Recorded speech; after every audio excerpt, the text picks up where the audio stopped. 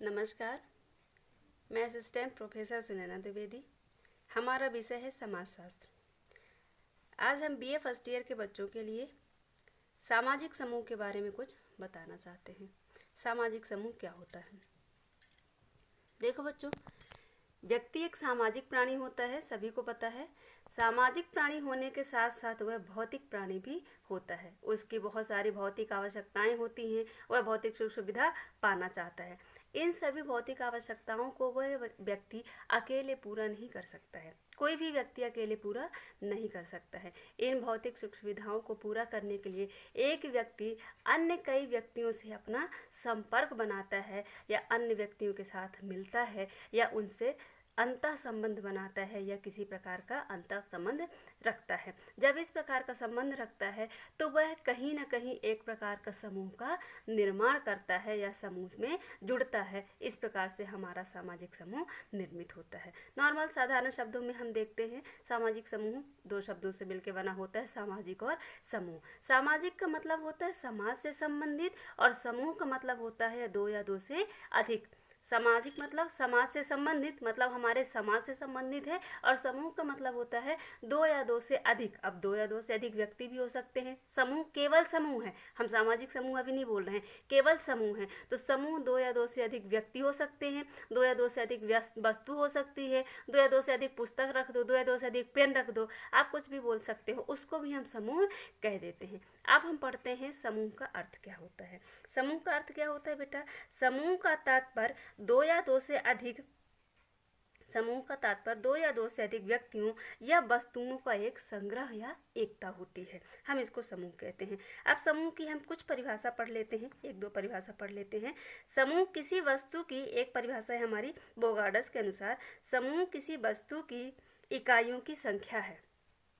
Bogardus की पहली परिभाषा है, समूह किसी वस्तु की इकाइयों की संख्या है जो एक दूसरे के निकट स्थित होती है। मतलब कुछ वस्तुएं ऐसी जो एक दूसरे के साथ में रखी हुई होती हैं। एक परिभाषा हम और पढ़ लेते हैं सेरिफ और सेरिफ की। सेरिफ क्या कहते हैं? समूह एक सामाजिक इकाई है। समूह क्या है? एक सामाजिक इकाई है जिसका निर्माण ऐसे व्यक्तियों से होता है। एक सामाजिक इकाई है जिसका निर्माण ऐसे व्यक्तियों से होता है जिनके बीच कम से कम या अधिक से अधिक मात्रा में निश्चित स्थिति एवं कार्य निर्धारित होता है, या कार्य संबंधित होता है।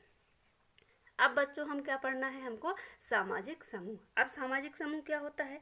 सामाजिक समूह एक ऐसा समूह होता है जिसमें व्यक्ति अपने स्वार्थवश या आवश्यकता की पूर्ति के लिए एक दूसरे से संबंधित होता है, हम उसको सामाजिक समूह कहते हैं।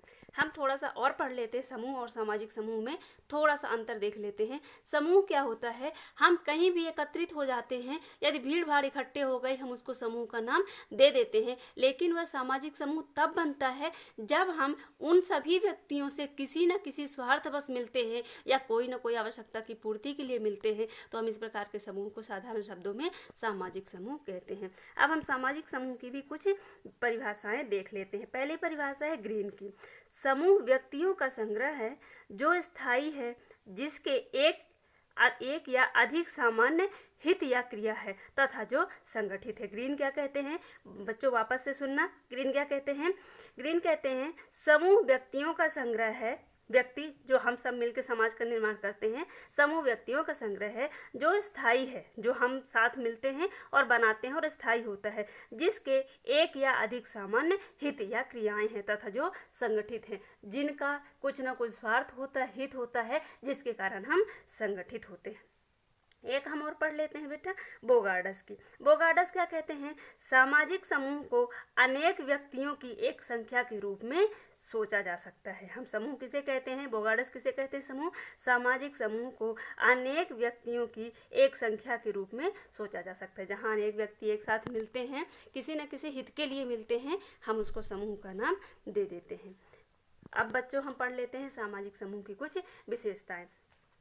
बच्चों सामाजिक समूह की विशेषताएं बहुत सरल सरल है। जो आप आसपास रहते हैं, जिस समाज में रह रहे हैं, जिस समूह में रह रहे हैं, आपको अपने आप समझ में आने लगेगी कि हाँ, ऐसा हमारे समाज में हो रहा है। हम पहली विशेषता देख लेते हैं, 2 या 2 से अधिक व्यक्ति। समूह कभी एक व्यक्ति से नहीं बनता है। समूह हमेशा 2 या 2 से अधिक व्यक्ति जब साथ में होते हैं, अंतः संबंधित होते हैं, किसी न किसी स्वार्थवश मिलते हैं, तब हम उस प्रकार के समूह को क्या कहते हैं? सामाजिक समूह कहते हैं। एक दूसरे से जुड़ते हैं। सामाजिक समूह की मौलिक विशेषता यह है कि सदस्यों की संख्या 2 या 2 से अधिक होनी चाहिए। अकेला कोई भी व्यक्ति समूह का निर्माण नहीं कर सकता है। फिर दूसरा क्या है हमारा? सामाजिक संबंध। हम समूह केवल बिना संबंध से नहीं बना सकते हैं। समूह बनाने के लिए हमको कुछ ना कुछ हमारा उस व्यक्ति के साथ संबंध होना अति आवश्यक है। यदि हमारा उससे संबंध नहीं है, हम किसी स्वार्थवश नहीं जा रहे हैं, किसी हित के लिए नहीं जा रहे हैं, तो हम ऐसे समूह को केवल समूह बोलेंगे, हम सामाजिक समूह नहीं बोलेंगे। अर्थात सामाजिक समूह के निर्माण के लिए या सामाजिक समूह हम उसी को कहेंगे जहाँ पे हमारे और अन्य व्यक्ति जो हमारे समूह में जुड़े हुए हैं उनके बीच सामाजिक संबंध हो। फिर तीसरा हमारा पॉइंट है बच्चों, ध्यान से देखना, एकता की भावना। हमारे बीच में क्या होनी चाहिए? एकता की भावना। सामाजिक समूह, हम उसी समूह को सामाजिक समूह कहेंगे जिसमें समूह के हर व्यक्ति के अंदर एकता की भावना होनी चाहिए। मतलब समूह का एक नियम भी होगा, एक सामान्य नियम होता है। उस नियम को हर व्यक्ति एक नज़र से देखता है, एक भावना से देखता है, तब हम उसको कहते हैं एक सामाजिक समूह है, अर्थात एकता की भावना। फिर सामान्य समझ। सामान्य समझ, हम सामान्य समझ का मतलब क्या कहते हैं? हम जिस समूह में जुड़े होते हैं या जिस समूह में हम रहते हैं, उस समूह के लिए, हर व्यक्ति के लिए ये जरूरी होता है कि वह अपने समूह के हित के लिए समझदारी रखे, या हमारे समाज में, हमारे समूह में किस प्रकार के नियम हैं, हमारा समूह किस प्रकार का है और हमारे समूह में हमको किस प्रकार से रहना है, इसकी समझ उसके अंदर होनी चाहिए। फिर हम पढ़ लेते हैं बेटा, इसके बाद कौन सा हमारा? परस्पर सहयोग। परस्पर सहयोग के अंतर्गत हम क्या पढ़ लेते हैं? हम समूह तभी उसको सामाजिक समूह बोलेंगे जब हमारे और समूह के अन्य व्यक्तियों के बीच में एक प्रकार का परस्पर सहयोग की भावना होनी चाहिए। जैसे हम परिवार में भी रहते हैं, परिवार को भी एक छोटा सा समूह समझते हैं, तो उस परिवार का एक व्यक्ति दूसरे व्यक्ति का सहयोग करता है, या कह सकते हैं परस्पर एक दूसरे पर निर्भर होते हैं। परिवार तो हमारा परिवार होता है। हम बाहर चले जाते हैं, जहाँ हम नौकरी कर रहे हैं, आप वहाँ देखो, यदि हम उस समूह में जुड़े होते हैं, वहाँ पर भी परस्पर सहयोग की भावना पाई जाती है, तब हम उसको क्या कहते हैं? सामाजिक समूह। फिर सामाजिक नियंत्रण। तीसरा चौथा कौन सा है? छठवां क्या है? सामाजिक नियंत्रण। सामाजिक नियंत्रण का मतलब क्या होता है? हमारे समाज में, समाज को हमारे व्यवस्थित बनाए रखने के लिए कुछ ना कुछ नियम बने होते हैं, कुछ मूल्य नियम होते हैं, जिनको बनाए रखने से ही हमारे समाज में नियंत्रण बना हुआ होता है। अतः हम समूह के लिए भी वही कार्य करते हैं। हमारे समूह के कुछ नियम होते हैं, हमारे समूह में कुछ व्यवस्था बनाए रखने के लिए नियम बनाए जाते हैं। उस नियम को यदि हम बनाए रखते हैं तो हमारा समूह नियंत्रित रहता है, तत्पश्चात हमारे समाज में भी नियंत्रण बना रहता है। फिर समान व्यवहार। समान व्यवहार का मतलब क्या होता है? हम समूह में जितने व्यक्ति होते हैं या जितने व्यक्ति जुड़े हुए हों समूह में, उन सबके साथ एक दूसरे को समान रूप से व्यवहार करना चाहिए। हम एक दूसरे का सम्मान करते हैं और एक दूसरे का समान व्यवहार रखते हैं। आदर्श नियम। अब कुछ हम और अन्य पढ़ लेते हैं। आदर्श नियम। आदर्श नियम भी होते हैं।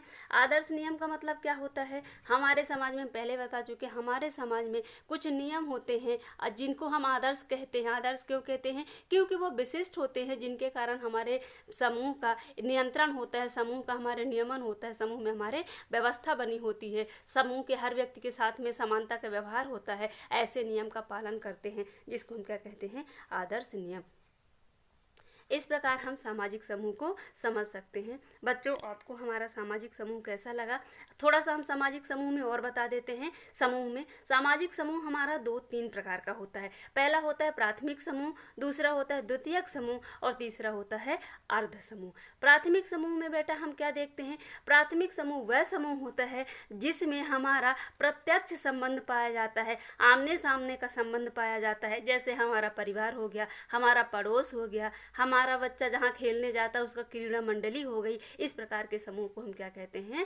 प्राथमिक समूह कहते हैं। द्वितीयक समूह कौन सा समूह होता है? द्वितीयक समूह वह समूह होता है बच्चों जिसमें हमारे प्रत्यक्ष के संबंध नहीं पाए जाते, परंतु हम समूह के सदस्य होते हैं। हम हो सकता है हमारा रोज का आमना सामना नहीं होता है, पर हम उस समूह के सदस्य होते हैं और हम उससे अंतः संबंधित होते हैं, जुड़े हुए होते हैं। इस प्रकार के यदि समूह होते हैं तो हम उनको क्या कह देते हैं? द्वितीयक समूह। जैसे हमारा स्कूल में हमारे बच्चे का स्कूल में जिससे मिलना होता है प्रत्यक्ष रूप से, पर हमारा रोज का प्रत्यक्ष मिलना नहीं होता, पर हम उस स्कूल के समूह से हमारा परिवार का समूह जुड़ा हुआ होता है। इस प्रकार द्वितीयक समूह है, लेकिन हम समूह के सदस्य माने जाते हैं। तीसरा होता है बेटा अर्ध समूह। अर्ध समूह क्या होता है? ये वह समूह होता है जिसमें कुछ विशेषताएं प्राथमिक समूह की और कुछ विशेषताएं द्वितीयक समूह की पाई जाती हैं। इस प्रकार के समूह को हम क्या कहते हैं? अर्ध समूह। हम इसमें कुछ प्राथमिक समूह को भी मिला लेते हैं और कुछ द्वितीयक समूह को भी मिला लेते हैं। इस प्रकार के समूह को हम क्या कहते हैं? अर्ध समूह। थैंक यू बच्चों, आज के लिए इतना ही।